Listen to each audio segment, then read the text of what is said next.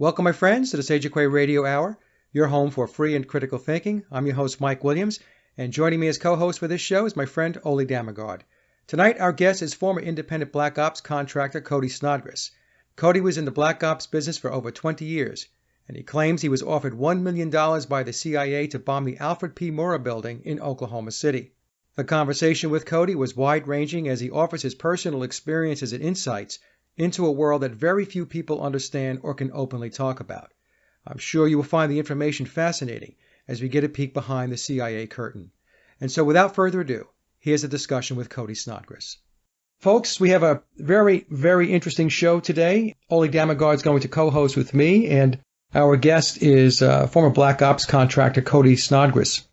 And Ole contacted me and asked me if I would have Cody on the show to talk about the business of Black Ops and his experience in that field of work. And of course, we want to know about that stuff because we hear the word Black Ops all the time, but most people really don't have an idea, an in-depth idea or understanding of what it really is, aside from what they portray in the movies and Hollywood and stuff like that. So today with this show, hopefully we're going to get into some of the deeper dives into what this business is all about. So Cody, thank you so much for coming on the show. And Ole, as always, it's good to see you again.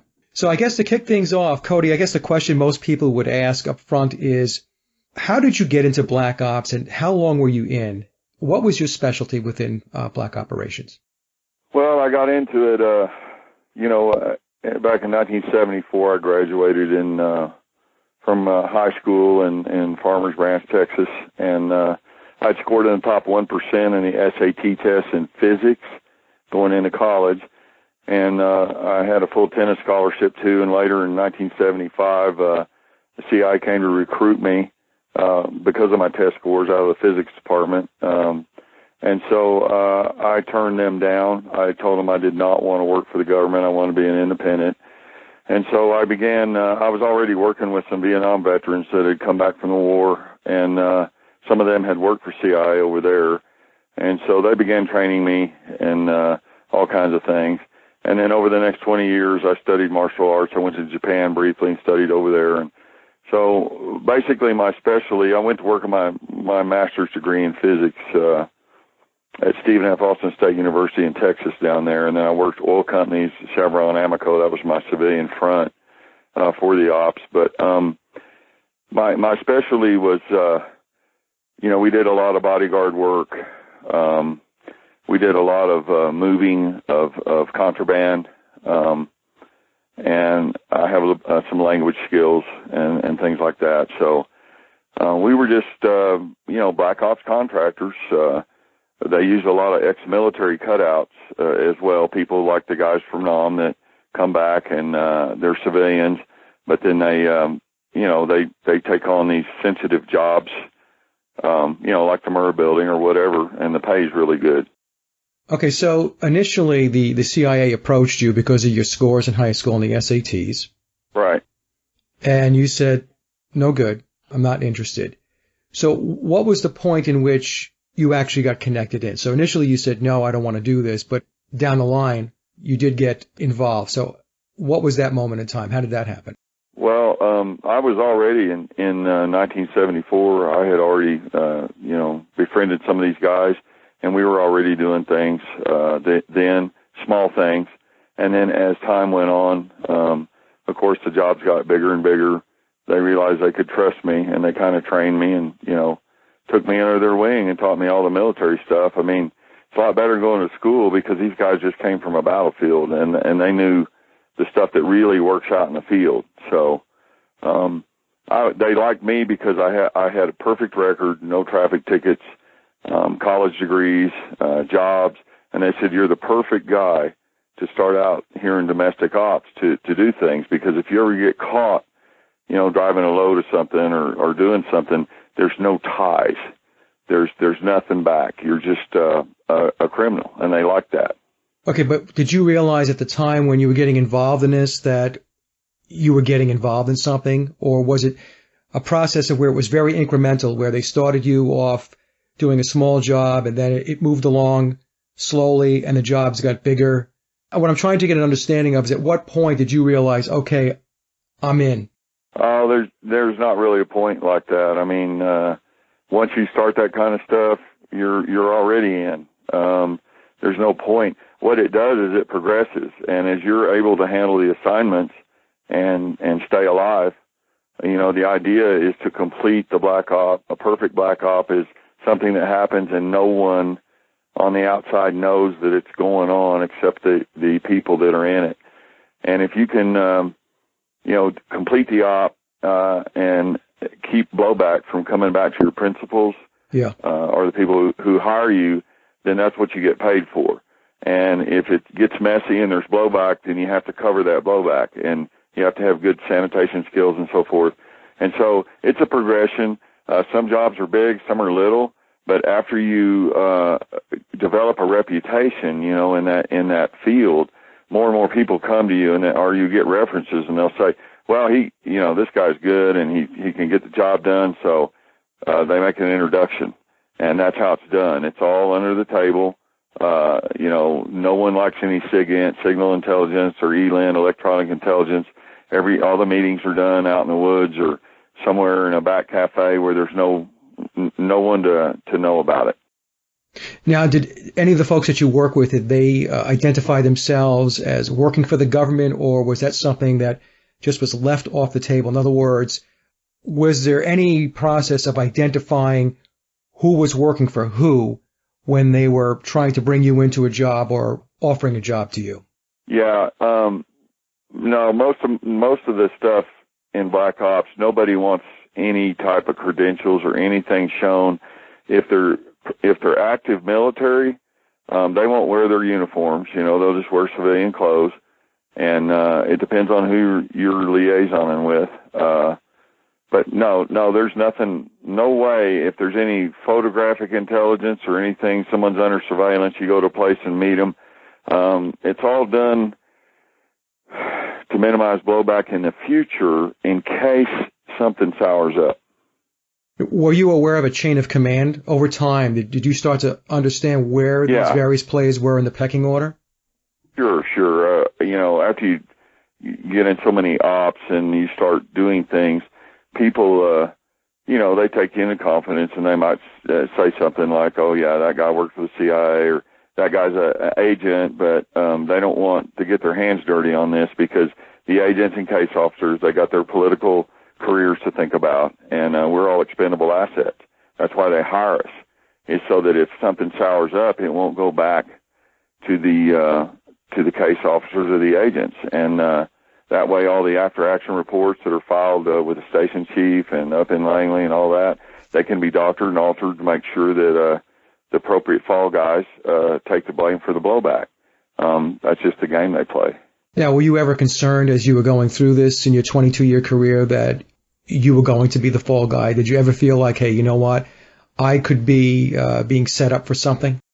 Yes, on several times, and especially when they offered me the job to bomb the Murrah Building for $1 million, I knew that was it. I mean, the hackles on my neck went up, and I knew for sure that was a patsy job, especially because of the low pay and everything. But there were several other times where we'd have crisscrosses like that, or there would be intelligence leaks, and you don't know at that point when you're out in the field if the intelligence leak is done purposely and they're trying to get rid of you and make you a fall guy, or it was an actual intelligence mistake and there was a leak somehow. So you really don't know that when you're out in the field. What you have to do is try to complete the mission regardless of those external parameters, and then stay alive. Did you wind up working with people that maybe initially you trusted, and then over time you realized that this person was untrustworthy? Absolutely, Mike. That's those things do happen because people change. Like in with Aldrich James, he was a station chief over in Moscow, and then the KGB turned him. Robert Hansen, 26-year counterterrorism guy, they turned him. There's times when people will sell you out behind your back for money. After you work in those jobs for a while, you do make some enemies, and they may try to go to your principals who are hiring you for a job and then go behind your back and then hire to set you up to get back at you. So there's all those things you have to watch. It's a real tricky business. It's not like being in the military. Okay, so that leads me into, you mentioned the principles. Were you aware of what government or military entity Black Ops falls in under? In other words, who ultimately is calling the shots? Yeah, we were generally told, they would mention something, they'd say, yeah, this is a company op, this is a sanctioned, CIA op, and we would be called in if that op went bad, then we'd be called in to, alter it or correct it in some way, and we were independents. Because when a black op goes sideways, even if it's a sanctioned op from whatever intelligence agency, another black op can be called in on top of it. They call it black on black, and they do that to minimize blowback. Because when you order an op and it's ongoing, things can change in the middle of it, and so they might have to cancel it or alter it in some way. Yeah, as you were going through this, Cody, do you have a family? I'm assuming that if you do have a family, there was a lot of concern about the well-being, not only of yourself, but wife, kids, and so on. Right. Yeah, I did at one point. I don't now. So I'm more free to talk. But we always worried that our families would be held if we were overseas or doing a job somewhere. What we generally did in the Black Ops community was have some of our principals or other guys that worked with that we could trust, and they would covertly watch our families for us. And so that way you didn't have to worry during your downtime, on a mission. But Cody, your family, were they ever aware of what you were doing? No, absolutely not. Not anyone in my family. A lot of the stuff we did was need to know, okay? And even myself, I didn't need to know certain things. All I needed to know was like pick up a load here, take it to this place, here's your contact, here's the code for that contact, and then walk away.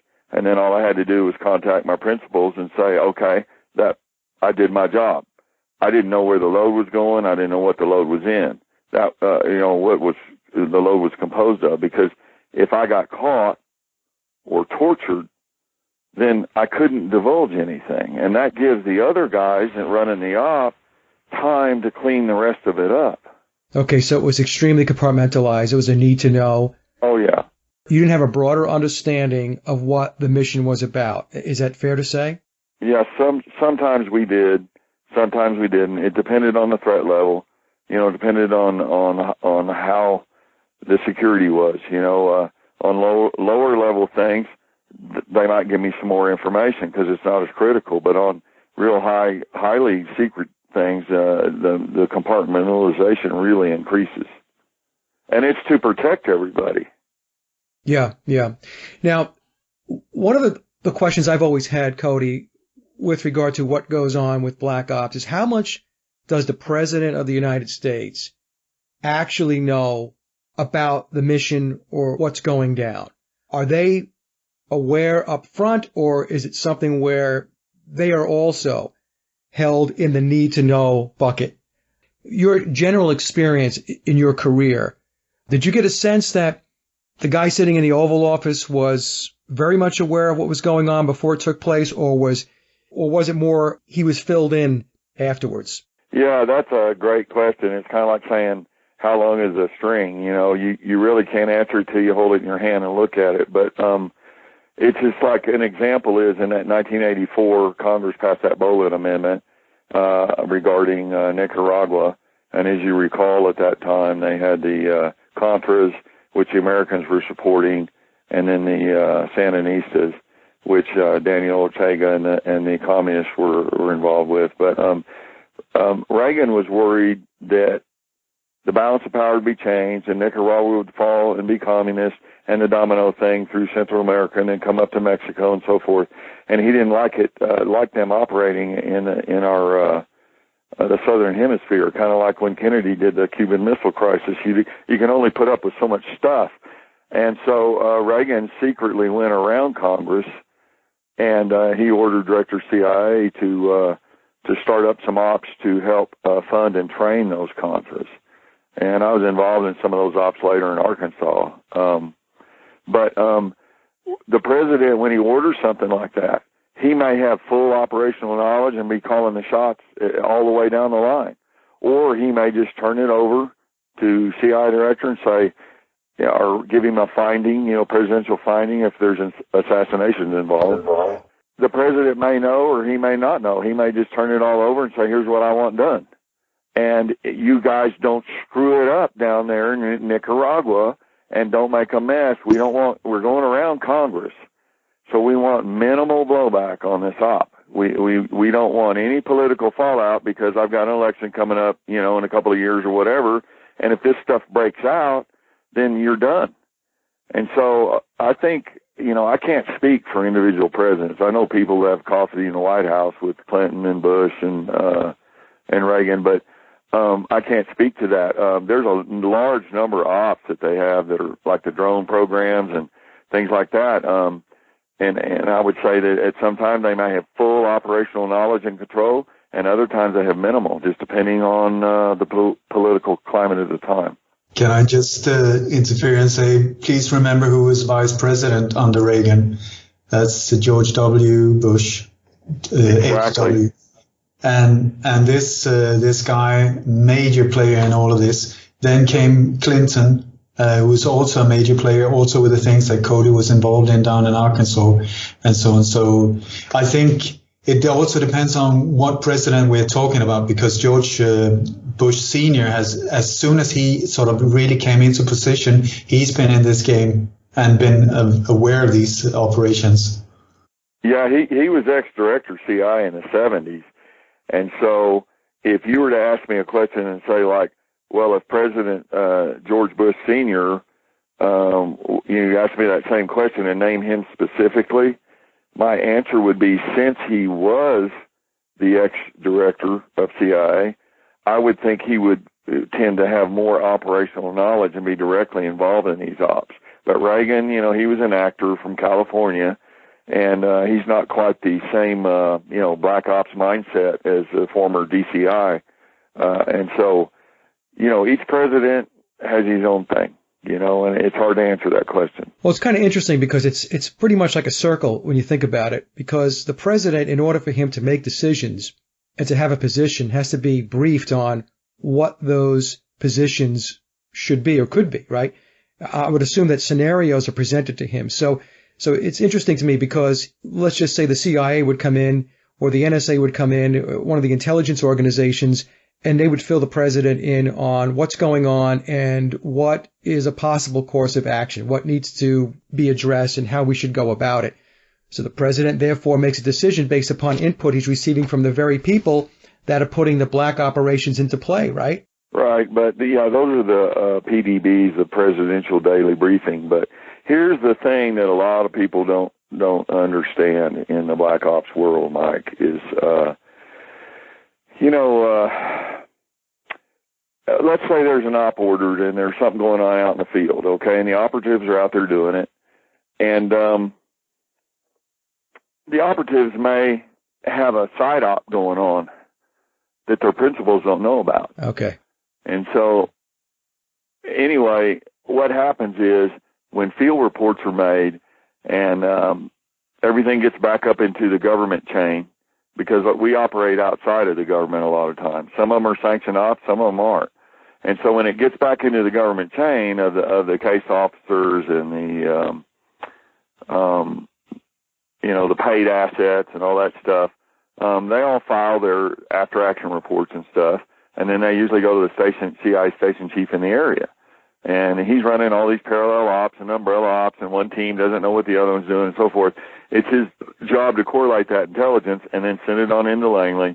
Then from Langley, it has to be processed, and from there, the analysts put it together and they form that PDB you're talking about, the Presidential Daily Briefing. But what I'm saying is there's a big disconnect from the field, where we operate, up through the chain of command. A lot of times the station chief will take out some politically sensitive stuff, or if some of his teams are running side ops in the area, he'll leave that out. He figures, well, they're going to make a little money extra besides what they get from their paycheck at Langley, and it's okay as long as we don't get blowback on the ops.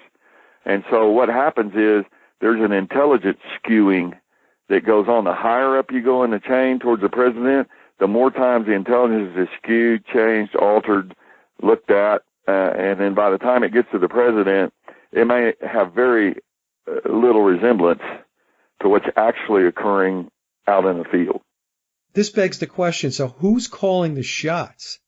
Is it the CIA running rogue? Yeah, and you're trying to put an exact thing on something that's in a gray area. You're asking who's calling the shots. Sometimes it's the guys out in the field. Sometimes it's the case officers. Sometimes if it's real politically sensitive or nobody wants to get their hands dirty, the actual guys in the government will just say, look, here's a bundle of cash, here's a suitcase full of cash, here's what we want done. If you guys caught, you're on your own. We never heard of you. You're in some foreign country and you get picked up and they call the embassy and State Department. They go, we don't know the guy. He's just a criminal. We never heard of him. And so it just depends. There's not really an answer to that question. I mean, who calls the shots? Sometimes it comes straight from the top. Sometimes it's just the guys in the field. The idea is to get the job done with no blowback. A true black op occurs. Everyone leaves the area, and then the people in the area really don't know anything happened. That's the perfect black op, but it rarely works that way. Okay. No, it's actually the way you explained it, where we don't really know ultimately who's calling the shots. It speaks for itself. There has to be plausible deniability. You have to leave room, Mike, between you and your principals. Yeah. I mean, you can't just, go do an op and then drive straight to their house in the same car you were doing the op and then say, we want to get paid. I mean, sometimes there's time drops where, you do an op and you don't see the guy for 4, 5, 6 months. And then you have a time drop where you meet at a time and a place and then payment's made. And so, that way, plausible deniability is always present for the higher ups because nobody wants to get caught in this stuff. It's just like when Reagan ordered all that stuff in Nicaragua. He didn't want Congress knowing about that. He didn't want the American people knowing about it for the next election. And so they did all the Iran-Contra stuff, and every administration does this stuff. It's just they want to find people that can do it, get the job done, get their whatever their objectives are accomplished, and with zero blowback. That's the ideal black op. Can I ask, Cody, would you say that the CIA is an agency for hire, that companies can go in and just rent it for their own purpose?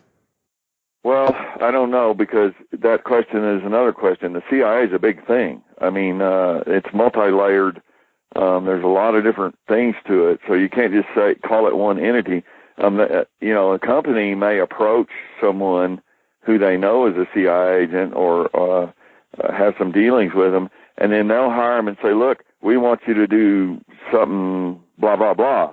And then that guy can accept it as a rogue assignment. He may not be sanctioned by his higher-ups in the CIA, but if he's, say, in Belgrade or someplace, and he might run a little op, a side op, to work with a company to do something. But you have to be careful with that because you can get set up real easy. And like I said, if there's blowback from your side ops, then the political career of the agent is over.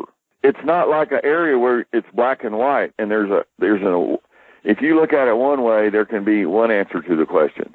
And if you look at it another way, it might be another answer to the question. So like, what color is a car? You can say it's blue, or you can say it's purple blue, or you can say something. It doesn't matter. It's still the car. The idea is you don't want anyone to know what color it is. You see what I'm saying? No, I understand. It's very interesting speaking to somebody who is on the inside on this stuff. And that's why a lot of my questions are geared toward what I have researched, and I'm guessing a lot of my listeners, how they're thinking of how this might work. So this insight is fabulous. The other question I had for you, Cody, is what has been the response so far from you coming out and talking about this stuff? Have you received any input or feedback from people in the government or the military, like, hey, you shouldn't be doing this? Maybe even some friends that you used to work with, pro or con? How has that been going? We've got like over 1,100 emails here. It's been going overwhelmingly well. I mean, I just got off the phone with the guy in Oklahoma that was in the infantry, and then he was a first medical responder at the Murrah Building the morning it was bombed. And he called me and he said, thanks for standing up, and I got some info for you. We've been getting a whole lot of veterans, Marine Corps guys, different branches, sending in their stories.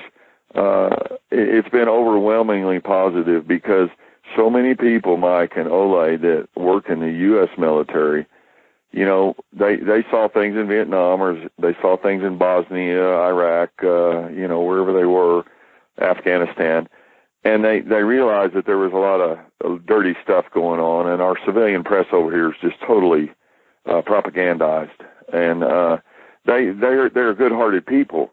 They see what's happening in our country, and they want to do something. And they're trying to stand up against this overwhelming wave of corruption, that's been perpetrated by the Bushes and the Clintons and so forth. And so, yeah, it's been totally positive, completely positive. Just very few people. And then the main thing, Mike, is that they applaud me. They try to put me on some kind of pedestal for being courageous and standing up. And to me, that's my job now, is to stand up and stand for the light and risk. I put my life out on the line. That's fine. Okay. But I'm not some housewife like Jennifer Flowers or Monica Lewinsky. I'm a trained black operator, and they offered me the job to blow up a federal building. So if any people want to come out here and the Clintons want to hire a hit team or assassins or any of that, they're welcome to do that. But they may walk into something that they didn't plan on, because I'm not going to be suicided or like the rest of these civilians. I'm not a civilian. I am a trained black operator, and whoever they send might even be somebody I know. Yeah, very interesting. So the response is overwhelmingly positive. It's like, great, someone's finally standing up to this Clinton machine with 120 or 30 or 140 people on their dead list, and they go to testify to the grand jury and they slip on a banana peel and all that kind of stuff. So I'm not one of them. I am ready to put my life on the line for the truth. I believe that America is a great country and we deserve to do that. So I do that and hopefully inspire others, like this guy that just called right before the interview, Mike, and he was telling me everything that happened at the Murrah Building that day. He was the first guy. It's wonderful to see people, finally standing up through this cloak of fear, because we're all afraid to talk. Everyone's afraid to say anything, Now, what made you come out, Cody, finally come out and talk about it? Why now? That's a good question. I had sat on this story for quite a while, and I was just waiting for the time when Bill Clinton wasn't the president and Hillary Clinton, wasn't in the Secretary of State, and we could get into a political climate where, Trump's cleaning the swamp or draining the swamp, and they've got all these sealed indictments coming out now. And so I figured it would be the perfect time to step forward with this story of deep, deep corruption, not only in the CIA, but also in the 10th Circuit federal courts and the Department of Justice. So I thought it would be a good time to do this, because I've been carrying this burden for a long, long time.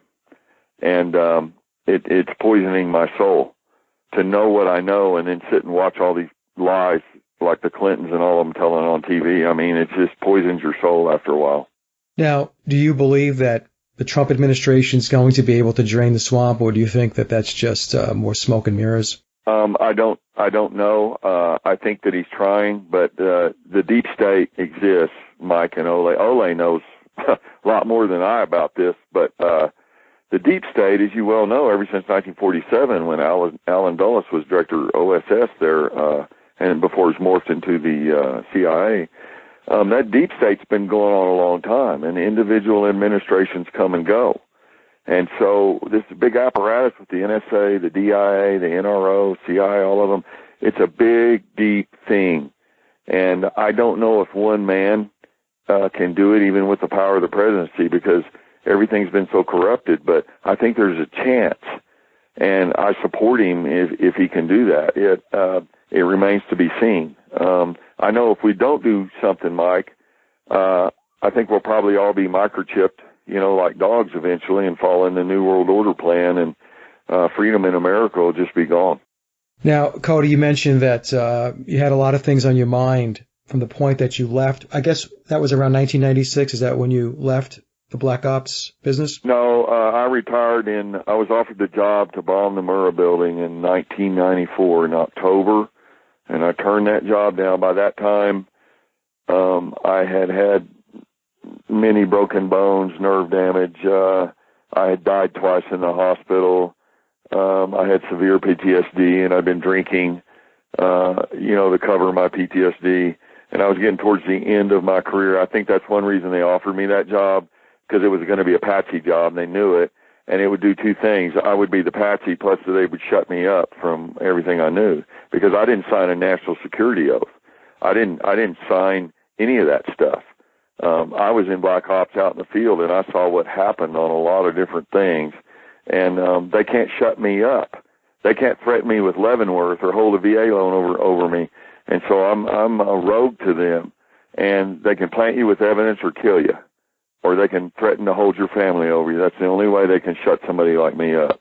And so in 1995, in March, 1 month before the Murrah Building went up, I didn't know when it was going to go up, but we had a retirement party up here, and several people flew their jets into the airport, and we had a big retirement party. And I said I was never going to go back to that. And they congratulated me and said, you made it all this time, and he did good, and now it's time to quit while you're still alive.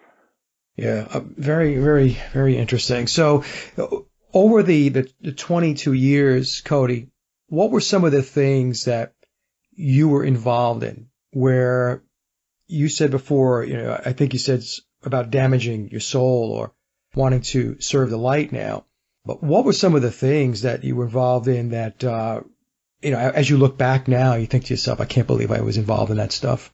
Oh, yeah. Well, there's a lot of them. We were involved in a lot of ops, just moving things. We moved weapons, we moved drugs in Centaur Rose in Arkansas.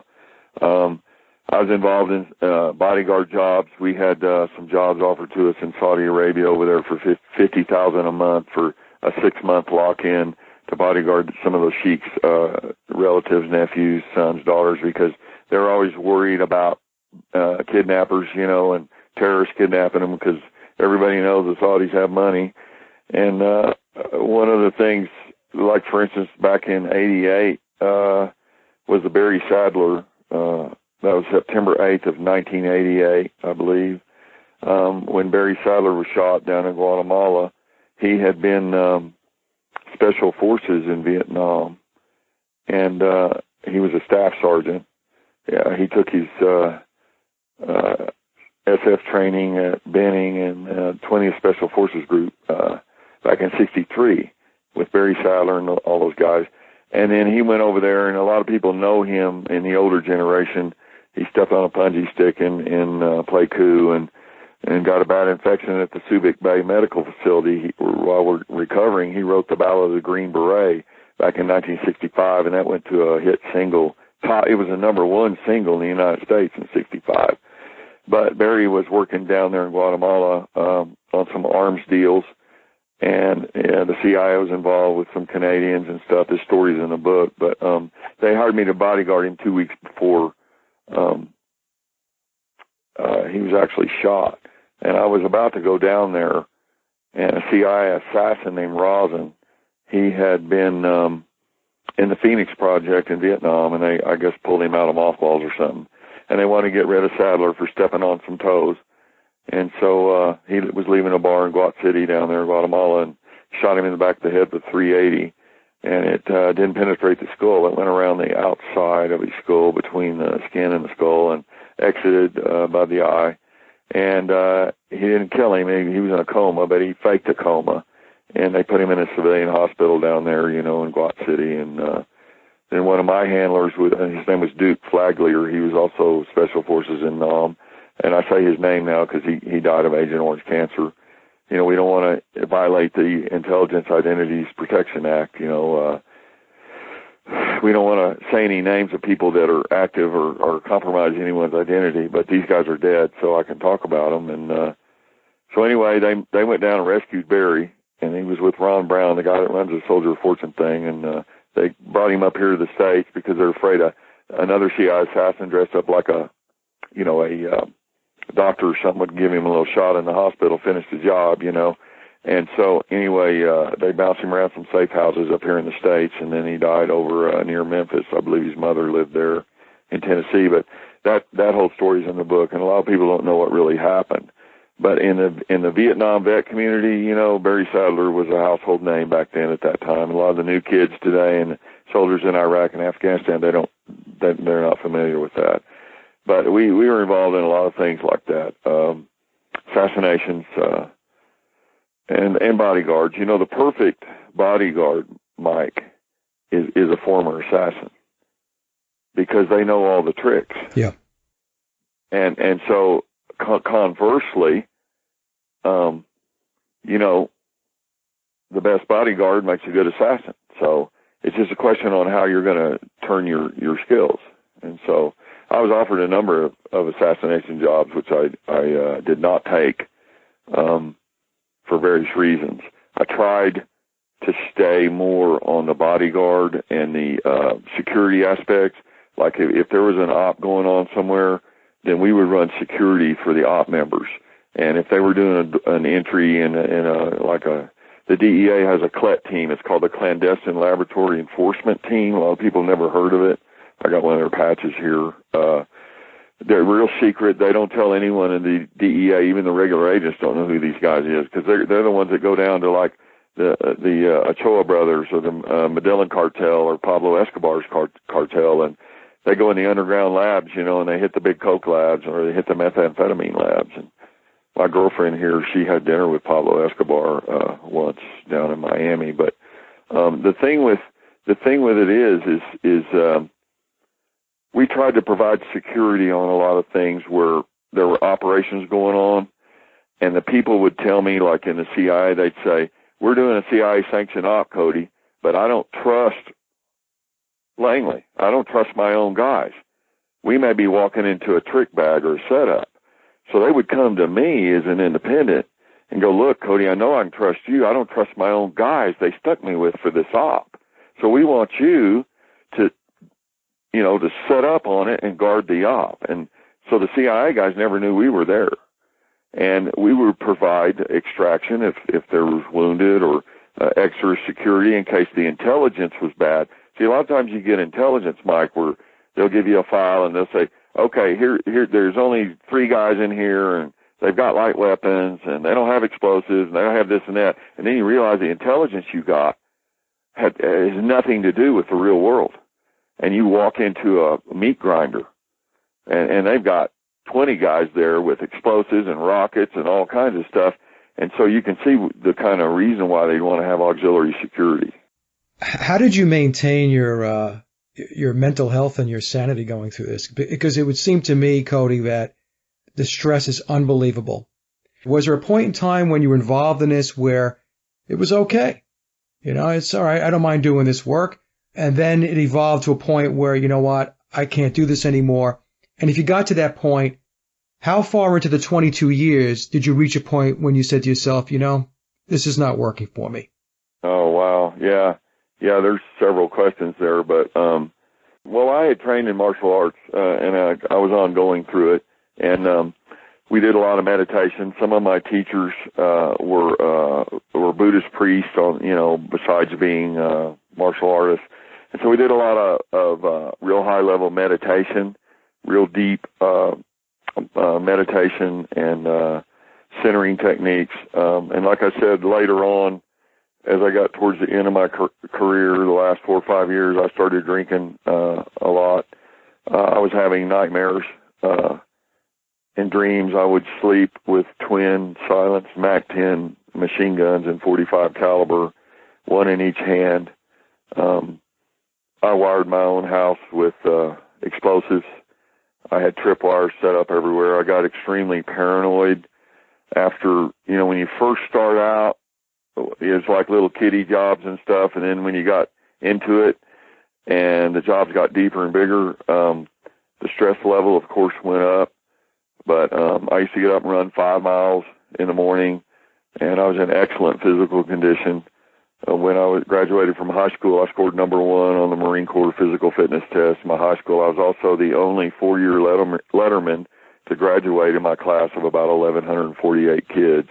So I was a very good athlete and highly intelligent, and I got double degrees in bachelor science degrees in mathematics and physics, and I worked But anyway, the point is, I was under a lot of stress after I got out of graduate school. I worked for Chevron Geosciences in Houston, and then my front for the Centaur Rose Ops in Arkansas with the Clintons and them was over in Tulsa, Oklahoma at Amoco Production Company, and I was a petroleum and research geophysicist.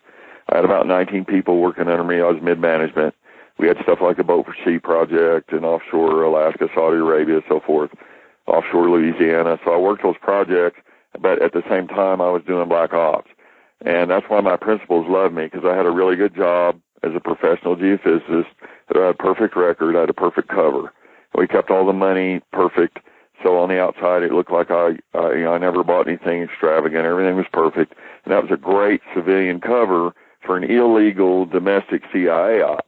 And the stress, though, was incredible because I had to do all the mid-management stuff at the oil company and then run these ops at night. So I started breaking down after a while, and then eventually just decided, the money was too much, too great in the black ops. And so I left the oil company because I was only making like $50,000 a year, and that's nothing compared to what we were making on the other stuff. But the risk was a lot higher. What was the money like, Cody? I would average, I had a deal where they'd pay me $20,000 a month cash. That was just a base pay to hold, some months I didn't do anything. But other months I'd get calls and we'd go do something. And we had like 4 bags packed. One would have white tape on it. That'd be if it was a cold Arctic environment, or green would be like a jungle or forest environment bag. And then there was a blue one for ops around water, ocean ops, and tan for, like going in the desert. And so I stayed on call a lot, and I was able to make a lot more money besides the $20,000 a month on certain ops. It depended on what we got into. You had mentioned earlier that there were some jobs that were offered to you and you didn't take them. So how is that dealt with within the inner circle? Is there an allocation of, okay, you can reject so many jobs, and after that, we start to question your loyalty? No, but that is a really good question, because when someone does offer you a job and you turn it down, now see, Mike, here's where the civilian mindset breaks down. That's why need to know comes in. Because if they offer you a job and they tell you just the bare minimum for that job and you do turn it down, then you're not an operational risk later if they give that job to somebody else and there's an investigation. You see what I'm saying? Yeah.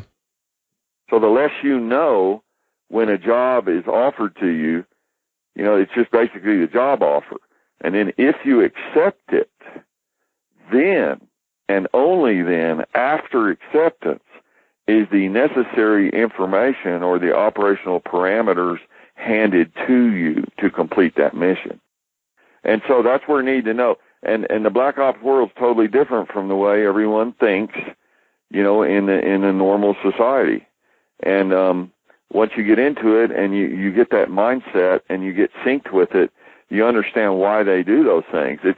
It's to protect everybody.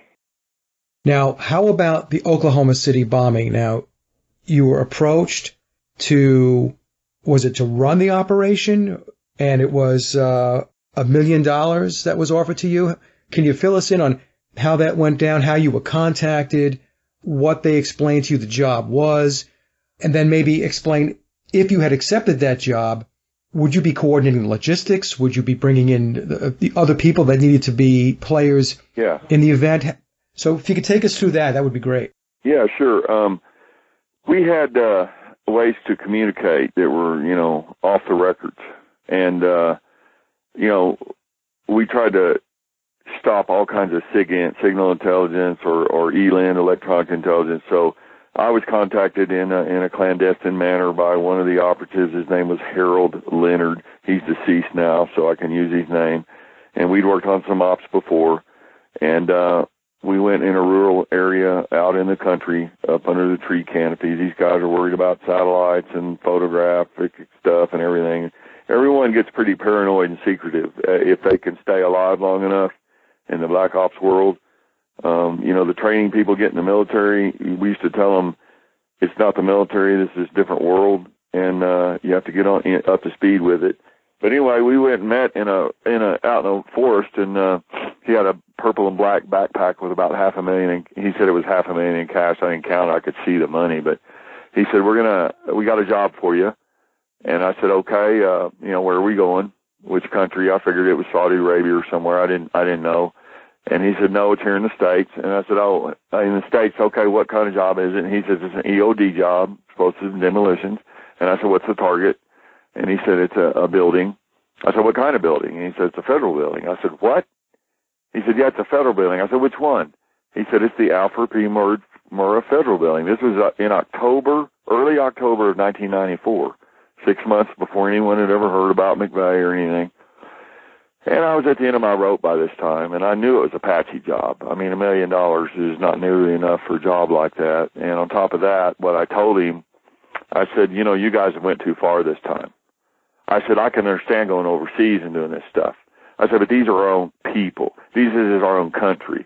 And there's no way I'm going to do this. I mean, I had a big patriotic thing come up. I was ready to kill him right there. And anyway, so that was the point where I turned from being an asset to a liability for them. And then I was worn out anyway by that time. And I had nerve damage. I got 26% nerve damage down my right leg, nerve damage down my left hand, broken bones, all kinds of stuff. I had several severe head injuries and stuff like that. So I was on my way out, and I didn't want any more to do. I just told him, I said, I can't take it anymore. I'm having bad dreams. I'm not operationally effective anymore. And he said, oh, you can have a full EOD team. We'll give you where you want. And I said, no, I'm not doing it. I'm done. I've got to quit. I got to get out of this. I can't sleep at night.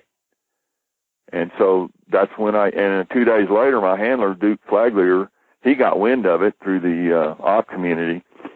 And he told me, he said, you need to leave the country. And I said, why?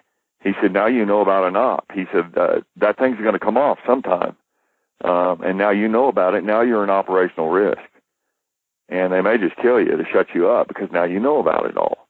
And he offered me the keys to his house in Belize. And he said, you can stage out of Belize. We'll meet you down there, and then we're going to get you somewhere. And so that's how all that ended. And I never did any more jobs for him after that. I was just had it.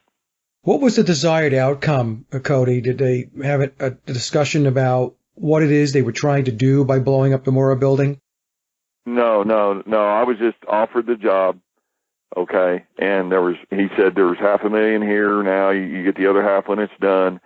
And like I said before, he didn't give me any of the operational parameters because I hadn't accepted the job yet. Yeah. It's only after you accept the job that they tell you the necessary things that you need to know to get it done, because you want to know the minimum amount you can to accomplish the mission.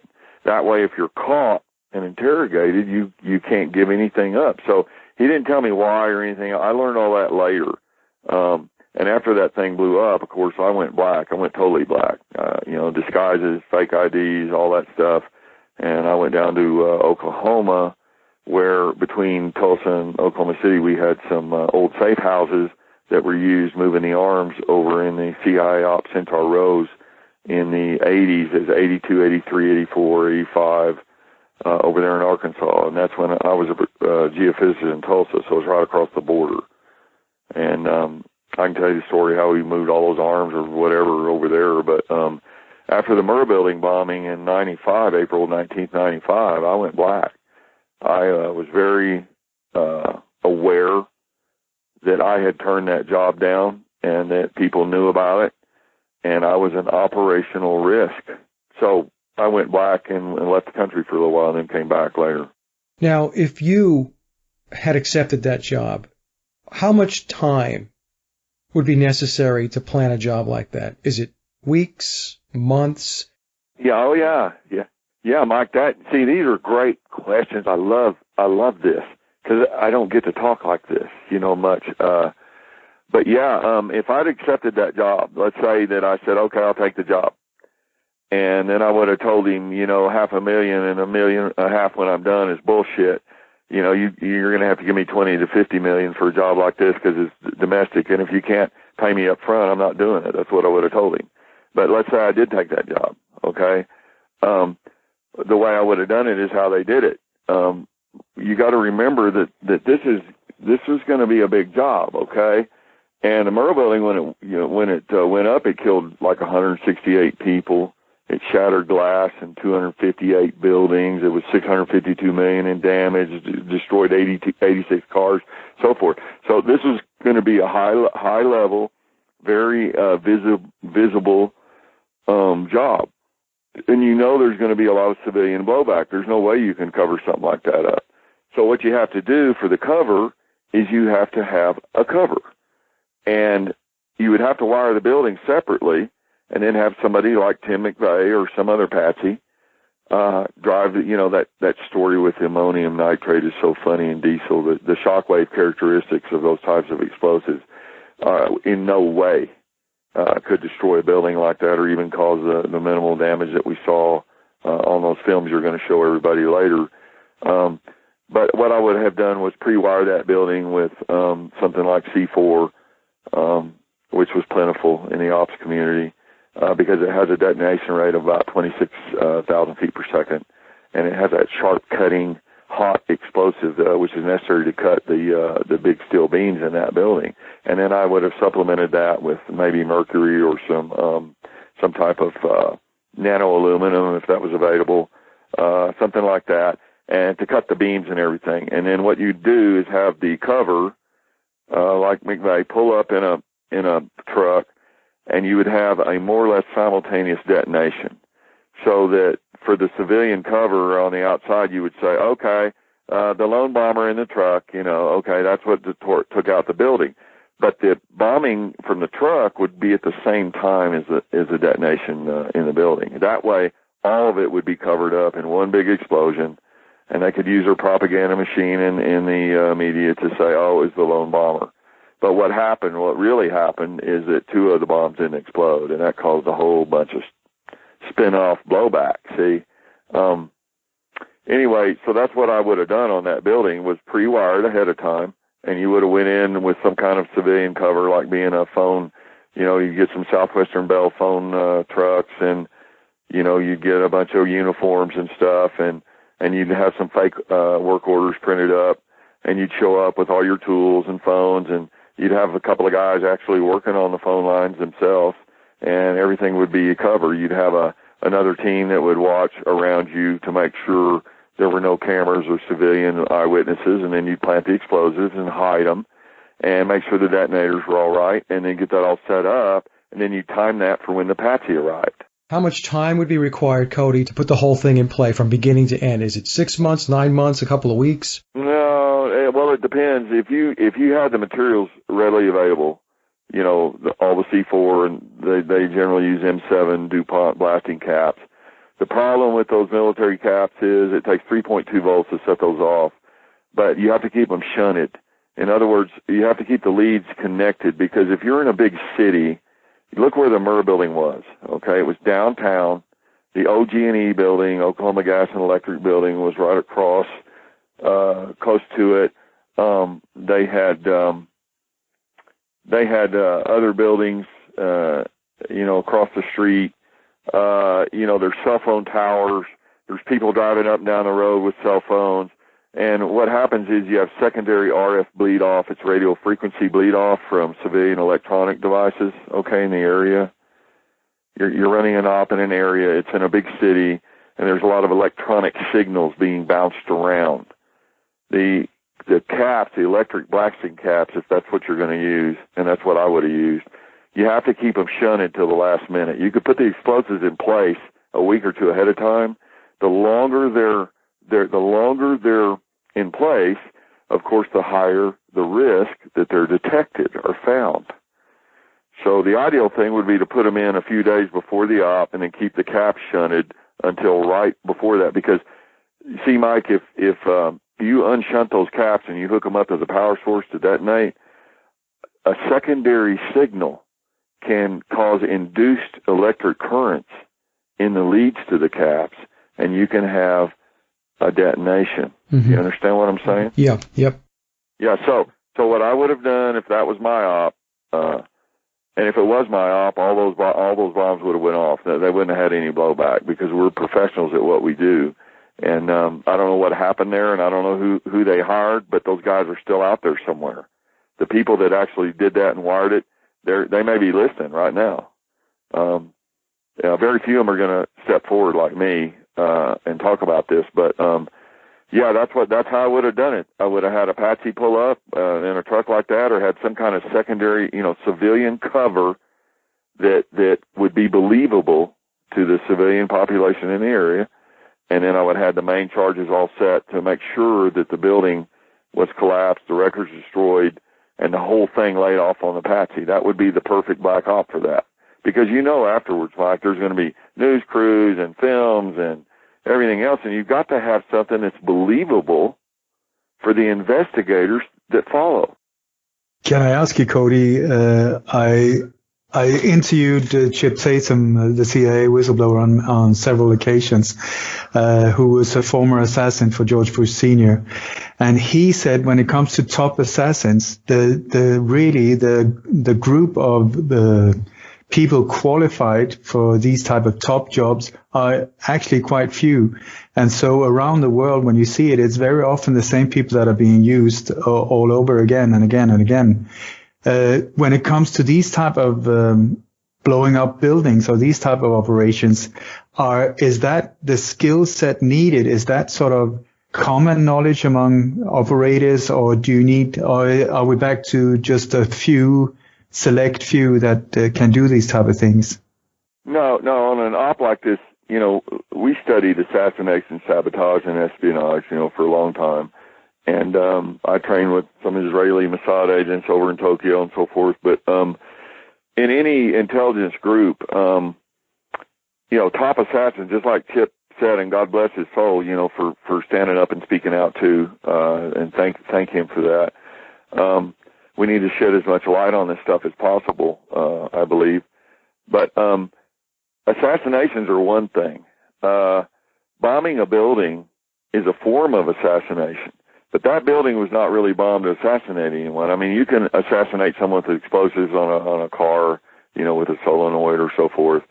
But the EOD requirements, explosives and demolitions, that's generally stuff from military guys. And so they would have hired an ex-military cutout, someone that had demolitions training in one of the branches of the service, like Timothy McVeigh. He was an ex-Desert Storm tank commander in Desert Storm 1, January of 91. He did get a Bronze Star for confirmed kills.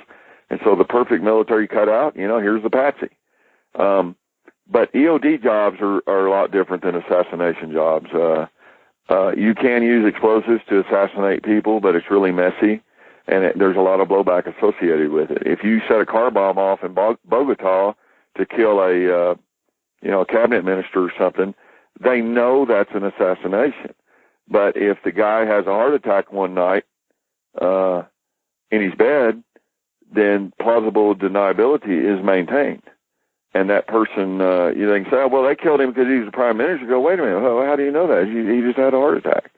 And so it depends on the op. Some of the ops they hand you will be, we want this guy killed real public and messy because they want to send a message. Other times they want it quiet, where no one knows it was actually an assassination, because that's the perfect black op. The guy dies, it's natural causes, and everybody walks away. How common are these type of assassinations?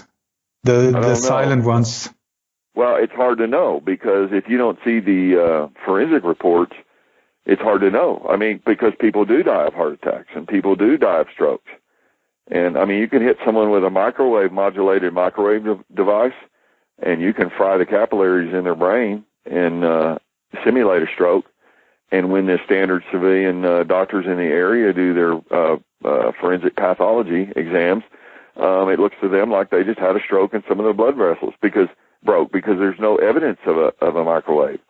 And so it's hard to say if it's a real stroke or a microwave, and that's the perfect plausible deniability. There for a while they were using these protein synthesized poisons, and you coat the inside of a drinking glass and it dries perfectly clear and everything, and then when the fluid hits it, and they drink it, the death comes in the first minute of natural causes. And no one can tell. They can do a standard analysis on an autopsy, and they use things like a GC mass spec.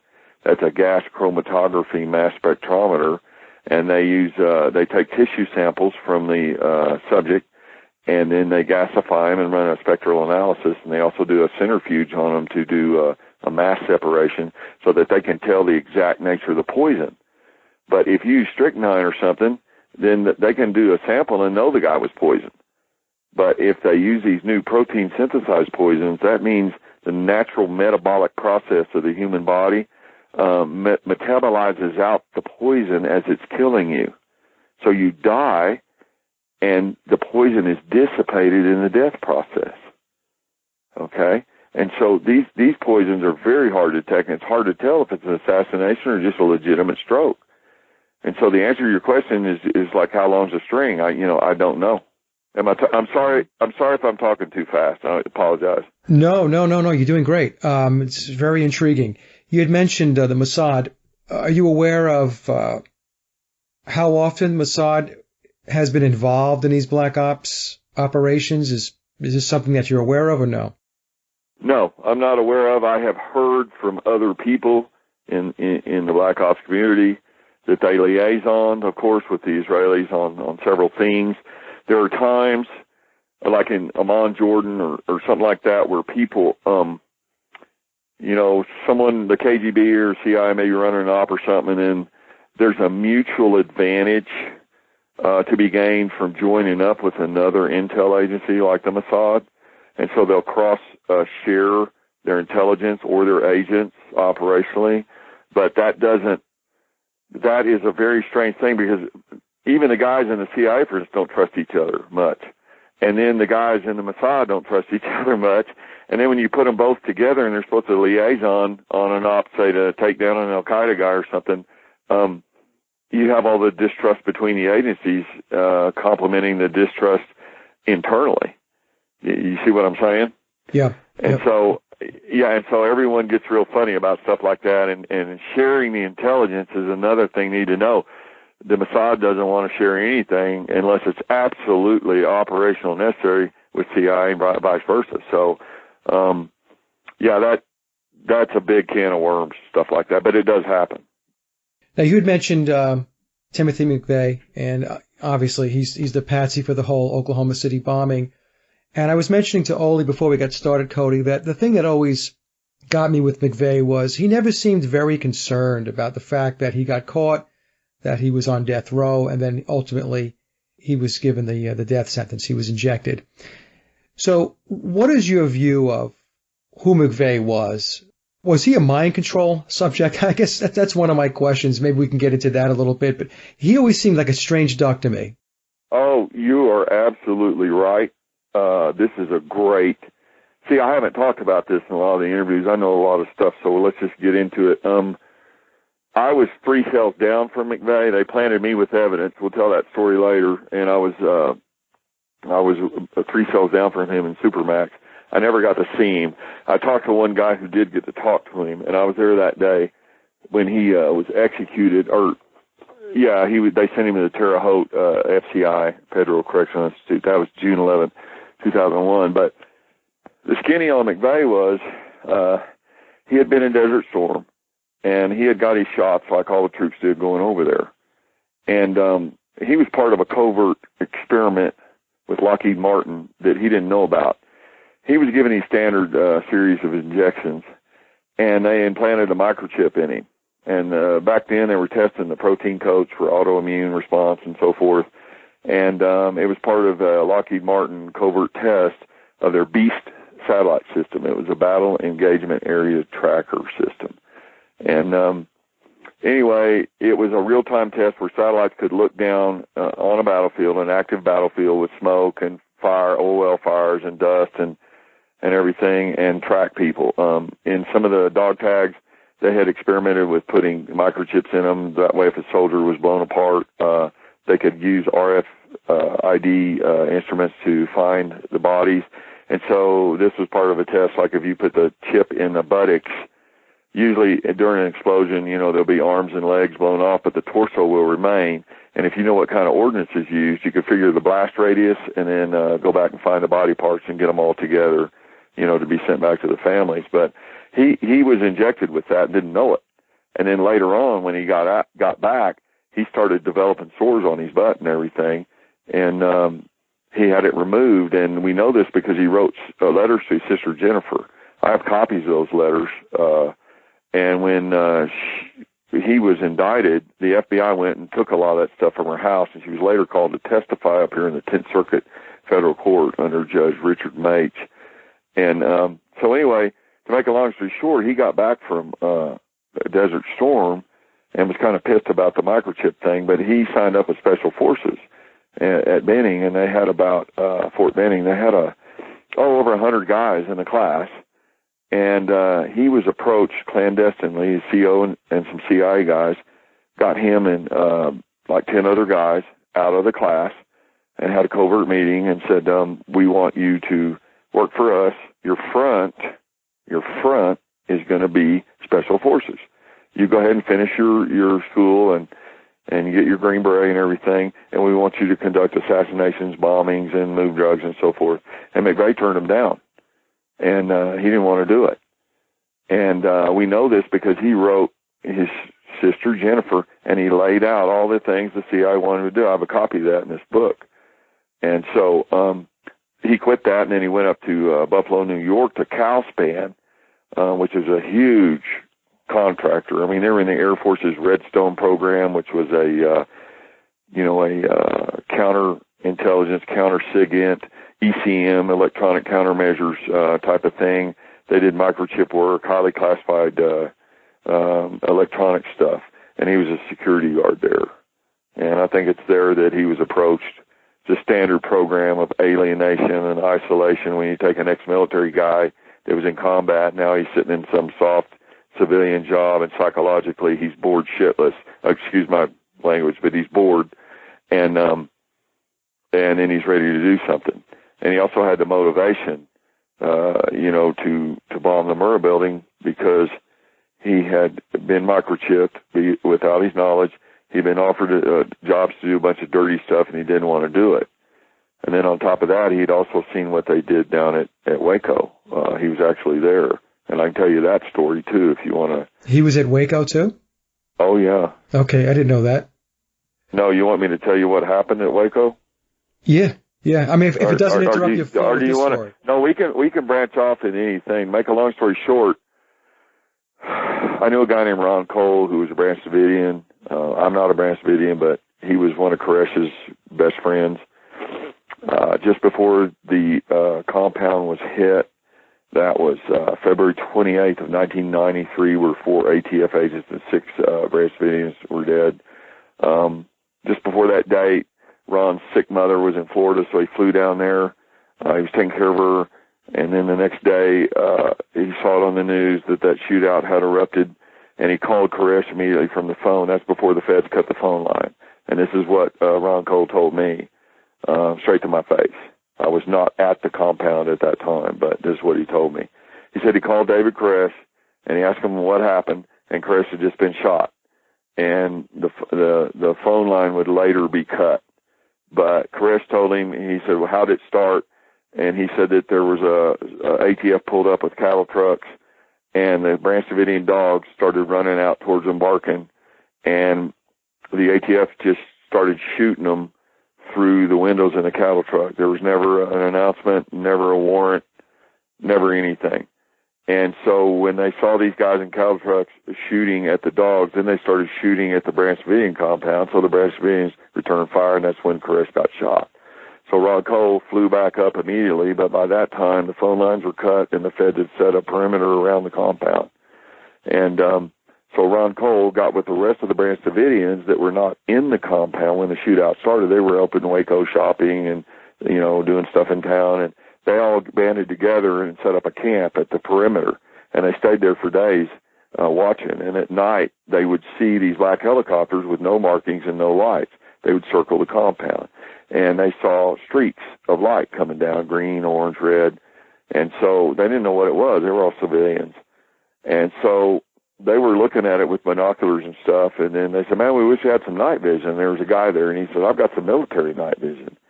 And they looked at it, they could see the chopper, see everything, and they said, what is that? And he says, well, I just got back from Desert Storm. They did night ops on those choppers over there. Those are M60 machine guns, and those are tracer rounds you're seeing.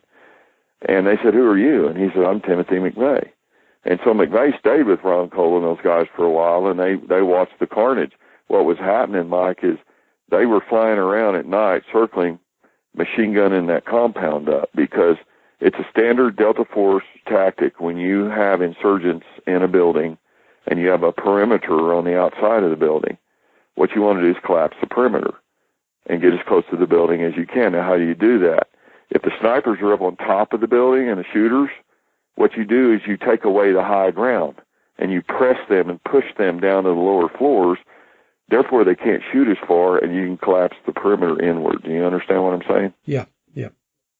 Yeah. So that's what they saw, and that's what they watched. And then this story about Ron Cole goes on and on. But anyway, McVeigh had seen what they were doing, and he said, they're killing our own people. And they watched them do it.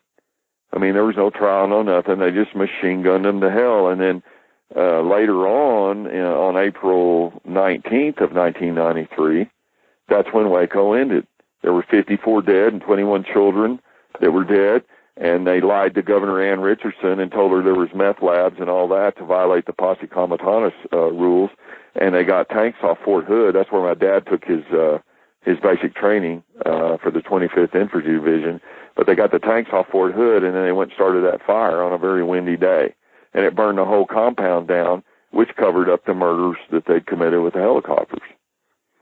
So McVeigh saw all that, and he was pretty soured up about that, plus getting planted with a microchip that made him halfway sick, and then also being offered, all these covert jobs with the CIA to move drugs and assassinate people, and then use the good name of the Special Forces as their cover.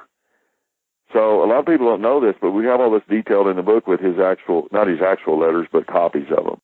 So McVeigh then, he had motivation to bomb the Murrah Building based upon the chip and based upon what he saw at Waco.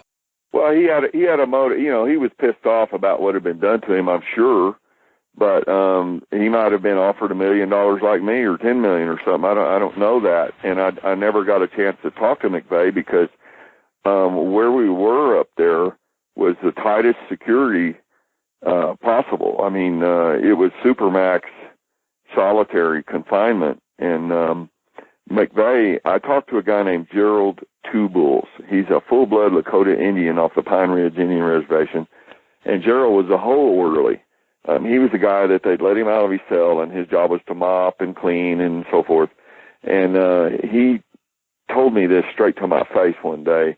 He says, McVeigh's right here beside you. And I said, really? I didn't know.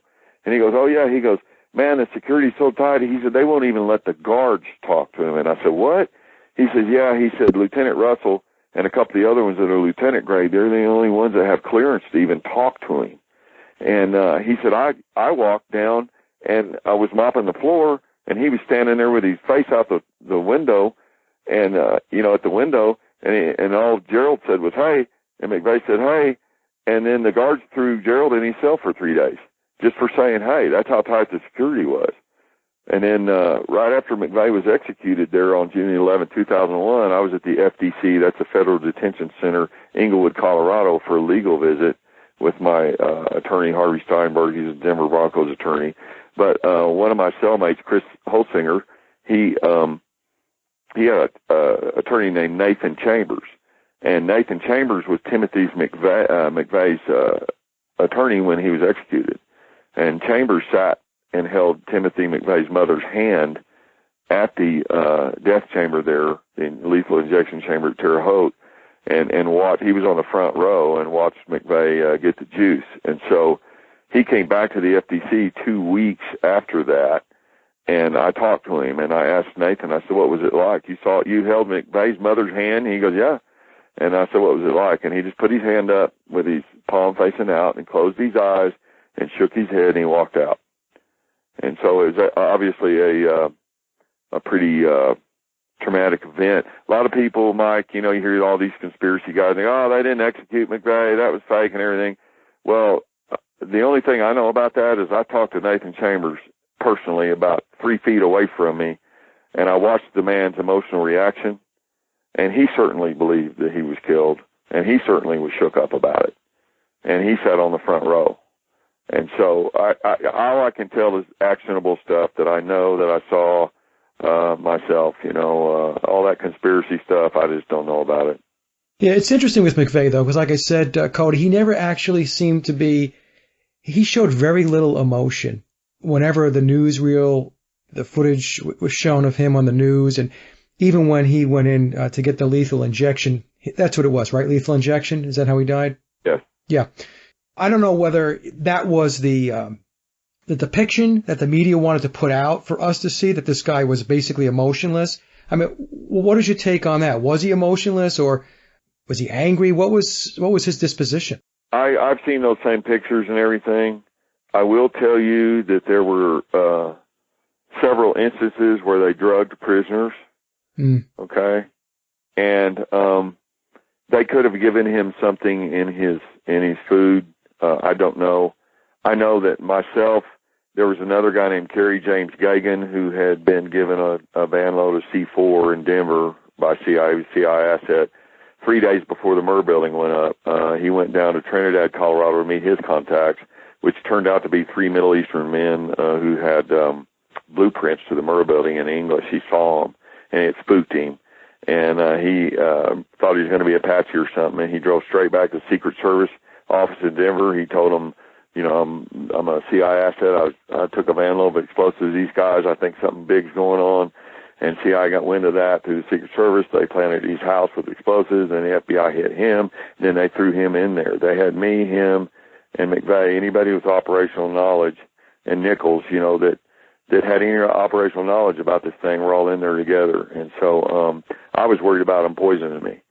I was in Supermax solitary. All I had was a pair of skivvies. They took out the mattress. No blankets, no pillows. I slept on a concrete floor, and they would put food in, the bean hole, they called it, and I wouldn't eat it. I was getting weak because I figured they'd poison us. I heard from several other inmates, like Gerald Two Bulls, that he'd been in there 7 years, and they said, oh, yeah, they drug people. The CI comes in here, and they disappear in the middle of the night. Then the next day, the BOP computers at the Bureau of Prison, they're all wiped clean. And I hope there's no records, there's no nothing, the guys disappear. And he said what they usually do is they come in with tasers. They have these clear shields with a taser, and they'll tase you in the cell, and then they'll come in and give you a shot, and while you're laying on the floor, and then they drug you, and you disappear. And so McVeigh that's very real. Don't believe for a minute all the propaganda here in America. Once you go in those supermax prisons and stuff, all bets are off, and you can die in there real easy. And so McVeigh could have been drugged. He could have just been stoic. Some of the guys that worked with him at Calspan up there in Buffalo, New York, at that contractor before the Murrah Building went up, I have some things in my book with some of these guys, and they said that they worked with him at Calspan, okay, and that they saw that he would be like two different people. One of his former platoon commanders was a guy named Captain Terry Guild, and I said he went to Fort Benning. It was Fort Bragg he went to for Special Forces. I made a mistake. I'm sorry. But he was down in Bragg in Carolina? Yeah, there was another guy named Jeff Camp, and he worked with McVeigh as a security guard in upstate New York after high school. And, he said that McVeigh was a very strange person. It was like he had two different personalities. That's a quote. And so he could have been mind-controlled. Some people speculate about that. He could have been part of a different program that way. We don't know. I don't know those things. The only intelligence I have is those letters that he sent Jennifer and what other people that talked to him directly, like Nathan Chambers and Gerald Two Bulls told me. But I really can't answer that question. He could have just been, being in Supermax solitary like he was, that really wears you out in there. and they don't give you any fresh air or sunshine, or, you know, sometimes you go a week without a shower. And so I don't know what they were doing to him in there. He was close to me. I know what they were doing to me. It was horrible. But when he went to be executed, they could have gave him a little drug or something to calm him down, because some people fight when they get into that execution chamber and they actually start strapping on the straps and everything. I mean, you know, people can nut up on you. Yeah, yeah. What was their issue with Koresh? We got the official story about Koresh and all that stuff, but what, from your perspective and the people that you know, what was the issue that they had with David Koresh? Well, here's what Ron Cole told me. I never knew any of the Branch Davidians. I never had nothing to do with them, although in February 28th, when that shootout began, about a day or two later, I had the biggest machine gun shop here in Colorado, had Class 3 licenses for machine gun silencers, so forth. We were the biggest one in the state, and that was a civilian front for some other stuff we were doing. But anyway, my compliance officer out of the Denver ATF Field Division was a guy named Doug Miller, and he did all my compliance inspections. He showed up at my shop down there without any warning. It's the first time he ever did that. And he says, I want to do a complete inventory of all your Class 1 guns and all your machine guns and silencers. I said, okay. And because one of my main distributors was RSR down in Dallas, Texas. And so I said, why are you doing this? I mean, I've got a perfect record here. And he says, well, did you hear about that Branch Davidian shootout? And I said, I heard something on the news. I don't know what's going on. And he goes, well, we want to see if you've sent any weapons down there to the Branch Davidians. And I said, well, here's the books. Here's all the stuff. And he spent about 3 or 4 hours going through everything, making sure all the numbers match, everything. And he said, they're going to hit that compound, and we need to know what kind of ordnance they've got in there. And I said, I don't know. And he asked me, do you know anybody that knows anything? I said, no. And, but Ron Cole told me, after Koresh was dead and the place was burned down, he told me, I asked him that same question you asked. I said, what's the deal? You know, they said he was a child molester and they were running meth labs and all this crap. And he said, Cody, he says, Koresh was the nicest guy. The children followed him around. They liked him. He played with them. All that sexual stuff, that's crap. Bill Clinton was the one doing all the sex stuff, not Timothy McVeigh. And he was actually calling the shots through Janet Reno, the U.S. attorney at the time. But I had some friends in the Defense Intelligence Agency stuff we worked with that had coffee with Reno. They were head of no narcotics down there in Dade County, Florida, when Reno was the district attorney. And they told me how dirty she was. She lifted evidence out of the cocaine and stuff they brought in, you know, to give to her lesbian buddies, and any politically sensitive cases, you know, she'd make sure the evidence was lost and everything. And he said she was really dirty. But that was Captain Glenn Wilson. He was also in Vietnam, but he's dead now too, of Agent Orange. So back to Ron Cole. He said that Koresh, they had no drugs of any kind. They were against drugs. They were a religious group, a Christian group, and that the kids, everything was open. Koresh was rarely alone, you know, with kids and stuff like that. There's always other people around. And he said all that stuff about them being pedophiles and meth labs and all was just crap, you know, propaganda they were putting out in the mainstream media to demonize them, because the ATF went in there without a search warrant. The ATF was illegal. And one of my partners for a couple of years was a guy named ATF Agent Blake L. Butler. He was at the Branch Davidian compound. He was also at the shootout in Ruby Ridge, Idaho with Randy and Vicki Weaver, and he was supposed to be working at the Murrah Building on April 19th, 1995, but didn't show up for work that day. He would later get the nation's top cop award from Vice President Gore and Janet Reno herself. But no, Ron Cole told me that all that was propaganda, because the ATF had went in there, and then when they went to their trial, Mike, at the trial, the ATF could not produce a search warrant. It was never produced at a trial because the ATF did not have one. They went up to that compound and started a shootout. For what purpose, though, Cody? Why did they initiate the shootout? What was it that? I don't know that. My speculation is, and I asked Ron about that, and here's what Ron said. he said that they had been going to a lot of gun shows, and they had been selling a lot of guns legally and everything, and that they had gotten some guns that had machine gun conversion packs. You know, when they're separate, they're legal, but when you put them together, they're not. And I said, was there any illegal stuff going on in here? He goes, not that I know of. But there was a lot of Branch Davidians in there. And the ATF had obviously infiltrated that place on weapons stuff. And what I think happened was the ATF had spent a lot of money with undercover agents, and they found no violations. So they had to justify something to their superiors. So if there's not a crime, you manufacture one. But that's all speculation on my part. I do not know why that all really happened. Okay. All right. No, fair enough. Fair enough. Ole, I know you have a question, and I've been commandeering the discussion here with Cody, so your turn. No, I just wanted to go back to Chip Tatum as well, because he said that on several occasions he was flying prisoners into, or people into Springfield, Missouri, the prison there, the installation there. And he said that they were there, they were sent there to what he referred to as the famous doctors. But what he was actually talking about was that these prisoners were going through all kinds of weird, bizarre experiments and so on. And also Cody's friend from Max Security there was sent to Springfield, Missouri.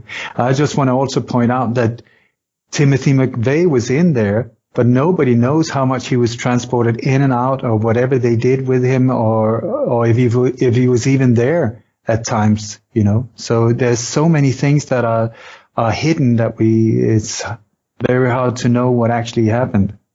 Oh, yeah, that's a great point. I've got so much stuff. I have friends that, I'm not going to use their name,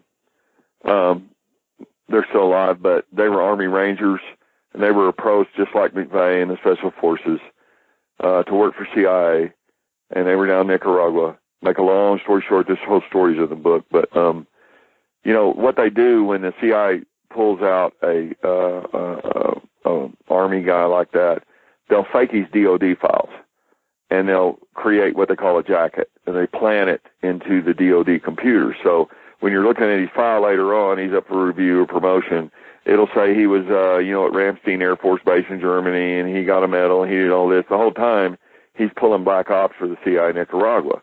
But since it's a black op, all that's sanitized out of the records. And so there's a cover or a legend,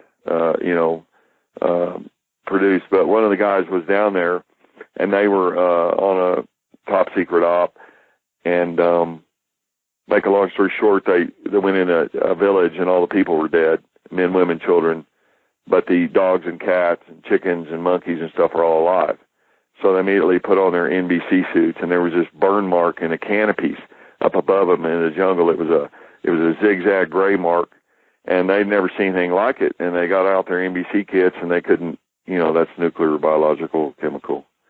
I forget. We're talking to a lot of civilians that may not know what I'm saying. So if I say a term and you don't understand, please stop me. But anyway, so they were in this, seeing this strange thing.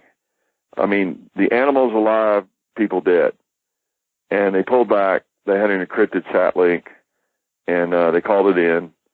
And that night they waited, and they saw these strange beams coming down from the sky. No one had ever seen them before. A lot of guys had been in Nam. They'd seen NOD ops and various ordnance that was used, and no one had seen anything like it. The next day, the CIA station chief himself flew in a 204 Huey. He landed, he confiscated his own Black Ops team's cameras, equipment, films, and told them they were never there, they didn't see what they were seeing, and to get out of there. And so later on, I told me, what do you think that was? And he says, I think it was some kind of Star Wars defense initiative, the Reagan thing. See, this back in the 80s. And they were using those beams, particle beams or laser beams from the sky, from satellites or from other planes up there, and they were testing it. And they could tune the microwaves and tune the stuff to where it would destroy human DNA, but not the animals. And that was their only explanation for that. He said it was the strangest thing he ever saw. So to getting back what Chip Tatum is saying there, Ole, they threw this guy in there with us. What happened was he had done everything. He got out of the Army Rangers, got his 20, and he was living in Colorado Springs. And one of his old op buddies had left the country and come back, and he called him. He said, "Hey, bro, how's it going?" And he said, "I'm thinking about writing a book." And he says, "Oh, no, don't ever write any about all that stuff down there. That's highly top secret." He said, "No, it'll be all right." And the next day, 2 FBI agents show up at the guy's house, and they had his phone tapped. And they arrested him and planted him again, like that's their standard deal, and threw him in there with us. Well, this guy was in there for a while, and me and him talked some stuff. I knew some of the codes that were used in Nicaragua, so he opened up to me. And they came and took him, and Judge Nottingham was the court ordered him to go to the mental institution there at Springfield, Missouri, and Judge Nottingham was appointed by ex-Director Central Intelligence George Bush, see. All cases to do with national security, CIA, NSA was all steered to him, like Joe Naccio, the Key West case, see. And so he court-ordered him for a mental evaluation to go to Springfield, and we didn't see him for 6 months. And he came back slobbered. I was standing there. They had an electronic door. They opened it, and the guard said, "Snodgres, get over here and help this inmate." And I held him. He slobbered a wet spot all over my... This is an Army Ranger. You know, he slobbers this wet spot all over me. And later on, he started coming to the next few days. All the drugs wore off. And then they dropped the charges on him. So they held him 6 months, ordered him to go to the nut hut. He told me they put him in a straitjacket and gave him all kinds of stuff. He didn't remember much. He pissed and shit his pants a lot, and he didn't remember much for 6 months. And then they came back, dropped all the charges. And see, that's a standard ploy, how they use the Department of Justice to cover up CIA ops. You know, if anyone's going to talk or write a book or whatever, then you can just arrest them on some bogus charge, send them to a CIA steer judge who sends them to the nut hut there. And so Chip's absolutely right. They brought prisoners in and out there all the time. Another hub they sent him through was the Oklahoma City transfer station down in Oklahoma City. And there were several guys there that hung themselves just before they were going to testify to McVeigh's grand jury. And all those stories and dates and names and times are in the book, too. This is a massive cover-up. It's just huge. It's huge. Now, the book, Cody, you're referring to, what book is that? Yeah, that's this book I wrote. It's called Choosing the Light, Dark Secrets of the Oklahoma City Bombing. And I'll give out my email if anyone wants a copy. My email is CodyGoldenElk@yahoo.com. That's my Indian name. I'm part Cherokee Indian, so that's CodyGoldenElk@yahoo.com.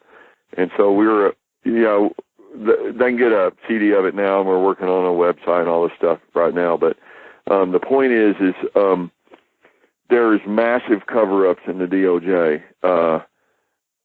The CIA basically controls that whole 10th circuit. They control other circuits. They have things called the control files where they get dirt on judges. Judge Nottingham, in the 10th circuit, he had to resign under a sex scandal with prostitutes later. I mean, the whole thing is just corrupt to the bone. But we haven't covered all that yet. But any other questions? I hope I'm not talking too fast. No, it's fascinating. What strikes me is that the level of corruption, the level of how much control the deep state has is overwhelming. It's overwhelming. And, and the average person hasn't a clue how this stuff works. And I'm sitting here as somebody who does conspiracy research, and I'm thinking to myself how much I don't know either. And I'm somebody that has invested a lot of time into this. So this has been really an extraordinary conversation. I did want to ask you, though, you mentioned about the energy weapons, the microwave weapons. How long ago was that? That was in the 80s, during the regional conflict, with the Sandinistas, the civil war between the Contras and the Sandinistas. Daniel Ortega was the communist guy. Now, Russians were pouring all kinds of ordnance in there. And, and here's what this guy told me while they were down there. He said that's the only thing, he sat and watched it. And a lot of the guys that he was working with had been in theater in conflict and seen night ordnance being deployed, and no one had ever seen anything like it. He said there were definitely beams, like light beams. And he had heard that they could fine-tune or modulate the frequencies to disrupt DNA in humans, but leave like dogs or something alone. Now, these type of directed energy weapons, there's been a massive black ops thing about them where they use, for instance, modulated microwaves. There was a test, it was a CI operation called Holy See, HOLYSEE, and they were field testing a unit that was made in E-Systems in El Paso, Texas. And what it was composed of is a sending dish and a digital microprocessor which sent modulated microwaves around the 840 megahertz frequency range. It would hit the human cranium. That's the natural resonance frequency of the human cranium. So they would set up a resonance pattern of microwaves inside a human cranium, modulate those with a digital microprocessor, and thereby induce auditory signals in the brain where you'd hear voices. It was a synthetic telepathy device. It was a device designed to send thoughts and put them in someone else's mind. So they field tested this equipment in the Vatican. They had some CIA agents dress up like priests and infiltrate. And so what they would do, they'd have another guy operating the unit, would send the thoughts to guys, and then these priests would supposedly have visions and hear voices in their heads at night. And they'd wake up, and they'd go, wow, I had a dream, and, Jesus talked to me, or somebody gave me a vision. And then the other agents would go, oh, what was it? And they'd record it. Then they could compare what was sent with what was actually being transmitted in the field, and then tweak the operational parameters of the program to increase its effectiveness. And that was one very small thing. They've used X-rays, ELF waves. I had another device that used EM or electromagnetic field waves to induce signals in the auditory nerve that comes out of your eardrum, and it hooks onto your eardrum and then goes into your medulla oblongata in the back part of your head where sounds are processed, and it induced currents in that nerve to simulate sounds. And so they experimented with a wide variety of mind control techniques, directed energy weapons, all kinds of things, because in the 80s our embassy over in Moscow had been beamed by the KGB. It was a covert program the Russians cooked up to cause sickness and make people's heads cloudy and where they couldn't do their jobs and all. Well, the CIA had double agents in the KGB's program. So what the CIA did was piggyback that program, and they didn't tell our embassy staff anything about it. And what they did was let the Russians run their program, bomb our people, and then they were gleaning the intelligence through their doubles. And so the ambassador himself got leukemia, and a bunch of them got sick when they got back to the States. But these programs have been ongoing all the way through the 80s and into the 90s, and Project Slammer, that was another one, and it goes on. But they've experimented with the large, lasers, how to make the power supplies, how to use phase conjugation technology with X-rays to read those platinum mylar strips in money and all kinds of stuff like that.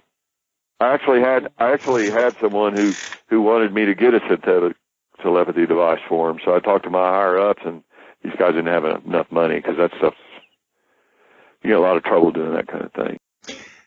No, I just want to comment once again with Chip Tatum, fill in what he was talking about with these directed energy weapons and so on. And he said that what's going on nowadays, he has no idea about. He left his service, or whatever you want to call it, in 1992, I believe. But at that point, before that, he said that they were testing out different directed energy weapons. There was one time they were trying to hit, it was a satellite that had broken down that was just floating around up there, and they were just using it for target practice.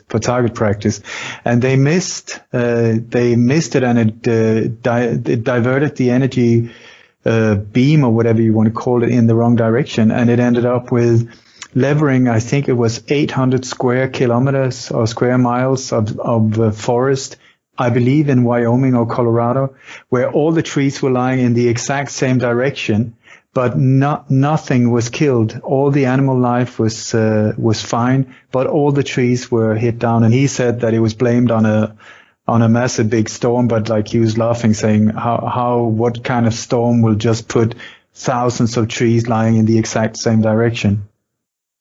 Right, and when you modulate microwaves, they also have assassination weapons that are directed energy weapons, and they target the nerve that goes through the pericardium in your heart. It's the nerve that triggers and fires your heart. Your heart is electrical, and that's where they put pacemakers in people, when that nerve dysfunctions. But they know the frequencies to alter that and actually make your heart, go into spasm and so forth. And they've done a number of assassinations, as I understand, from some of my higher-ups with things like that. I never saw one of those devices, but I have been hit on 4 different occasions with microwave devices that were operating in the areas that we were. And I have the old mercury fillings in my mouth from the 60s. And every time the microwaves hit me, my teeth start hurting, because there's something called the coefficient of absorption, and heavy metals like mercury fillings absorb microwaves at a different rate than the soft subcutaneous tissue around them. And so what happens is, when you're under a microwave field or a directed energy weapon, those fillings absorb more energy and they heat up a lot faster. And when they heat up, then the nerves in your teeth start hurting. It's just like, you bite Ice Cube Mike or something and your teeth hurt. Changes in temperature really set your nerves off in your mouth. So I always knew when we were operating around microwaves. And you got to be real careful if you're operating explosives in the area and you're using those standard M7 DuPont electric blasting caps. You have to be real careful keeping them shunted, because if they're operating these directed energy weapons, you'll have a secondary set-off on your explosion. You see what I'm saying? Yep. Listen, Cody, on an average year, how many black ops do you think are carried out that we're not aware of? Astronomical numbers of them. I mean, it's huge. It's like an iceberg. You imagine yourself on the Titanic and you're going across the North Atlantic at night, and you look and you see a little tip of an iceberg. Underneath it is a huge, huge shadow. I mean, it's impossible to calculate. For every one you hear about, there's probably thousands and thousands that you never hear about. There's a saying they got in the agency, and Chip probably knows it. Our failures you hear about. Our successes you never do. That's Black Ops. So, Cody, is there anything you want to say to people that are in the situation you used to be, that are now in a process of that they know inside them, in their heart and so on, that this is the time they need to do something? What would you recommend them to do in this process of possibly stepping forward?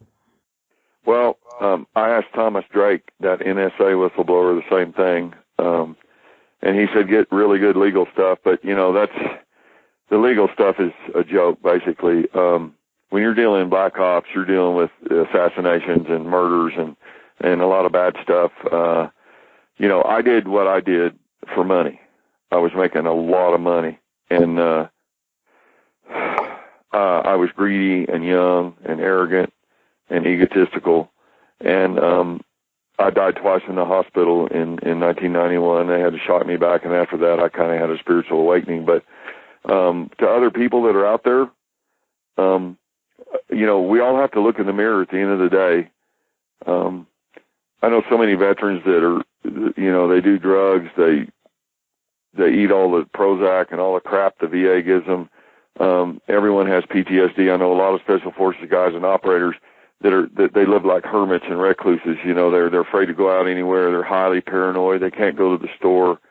One of the hardest things I ever had to do was try to readapt to this civilian society. I mean, it was hard to go into Black Ops and get your mind tweaked around, but when you come back to this civilian world, I still haven't been able to do it. I still have trouble readapting to this. But I would say to those people, Ole and Mike, if it's your country that you love and it's freedom and truth that you honor, that maybe it's time to step forward and help expose some of this shadow government stuff and help expose some of this corruption. Because if we continue on this path with covert op after covert op after secret, politicians, corruption, we're going to lose our world. We're going to end up in the New World Order bankers' hands. They're going to microchip our children like dogs, and we won't have any freedom. This is about spiritual light and the forces of darkness. And you've got to pick your side, which side you're going to be on. I flipped sides. I walked with the dark ones. And now I'm of the light. I chose the light. So everyone has to do their own thing. But if we don't have any light in this world, we're going to lose it. And we're going to end up on a prison planet. Now, Cody, is your book published? Can people buy it? No, we had to do everything opposite of the vanilla world. In a normal world, people go to publishers, they get their thing published, then they do interviews. Okay, if I had taken this book here and sent it for publication, they would have ratted me out to CIA or whoever, and no one would ever be hearing me now or see this book or the light of day. So what I did was I wrote it all first, then I started doing interviews like with Ole's help and stuff, and then we were about the publication later. And what we have now is the disc on CDs. It's approximately 700-page book. It's 360 pages, and it's chock full of all kinds of stuff. And in the front of the book, I say that this book was not censored by the CIA's Publication Review Board, the PRB. I've got friends that were here that worked at the IG's office, the Inspector General's office at CIA, and they looked at the book and gave me advice and stuff ahead of time. And they said, if you sign a national security oath and you put stuff like this out, they're going to arrest you and throw you in Leavenworth. But I didn't sign any of that stuff. And so this book's a true Black Ops book. It's done without attorneys, and it's done without oversight, and it's what really happened out in the field, and we've been selling CD copies of it. We got a website coming up any day now, today, tomorrow, with a PDF file and a PayPal for people where they can get it, because we've had inquiries from around the world. And so this is the real deal here. A lot of guys like Chip Tatum, if he wrote a book and he signed a national security oath with CIA or a point-specific oath to a particular mission, they're required as part of signing those oaths, if they ever publish books in the future, like Valerie Plame Wilson did. You remember her? Yeah.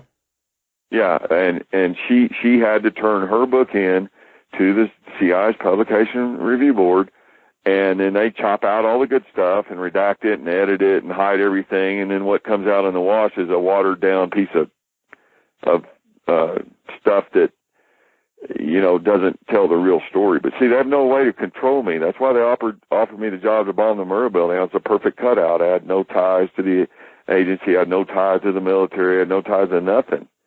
And so I'd just be a crazed criminal and a lone bomber.